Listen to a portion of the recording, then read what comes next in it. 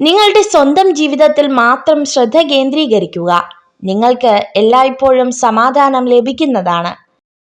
വെല്ലുവിളികൾക്ക് മുന്നിൽ പകച്ചുനിന്ന് എനിക്കതിന് കഴിയില്ല എന്ന് വിധിയെഴുതി പിൻവാങ്ങുന്നത് വിഡ്ഢിത്തമാണ്. ജീവിതത്തെ നിങ്ങൾ ആത്മാർത്ഥമായി സ്നേഹിക്കുന്നുവെങ്കിൽ സമയം പാഴാക്കരുത്.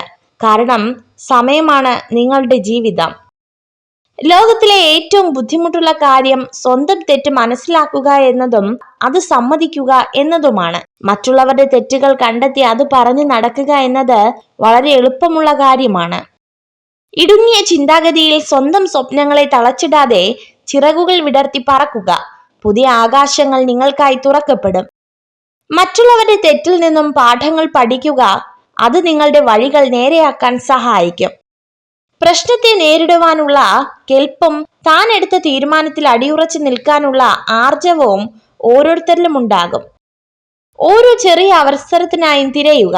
പരാജിതൻ എല്ലാ കാര്യത്തിലും ബുദ്ധിമുട്ട് കണ്ടെത്തുന്നു, എന്നാൽ ഒരു വിജയി എല്ലാ പ്രതികൂല സാഹചര്യങ്ങളിലും അവസരം കണ്ടെത്തുന്നു. നിങ്ങൾ തുടക്കത്തിൽ പരാജയപ്പെടും, ഇടയ്ക്കിടെ പരാജയപ്പെടും. പരാജയത്തോടെ മുന്നേറുക. അന്തിമ വിജയം തോൽവിയിൽ മനംനൊന്ത് പിന്മാറാത്തവർക്ക് വേണ്ടി മാത്രമുള്ളതാണ്.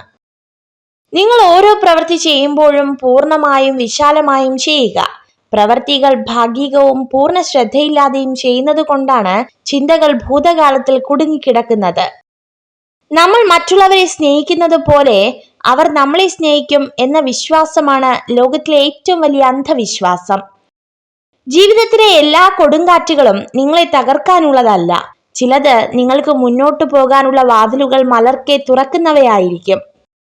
ജീവിതത്തിലെ ഒരു ദിവസത്തെയും വെറുക്കരുത്.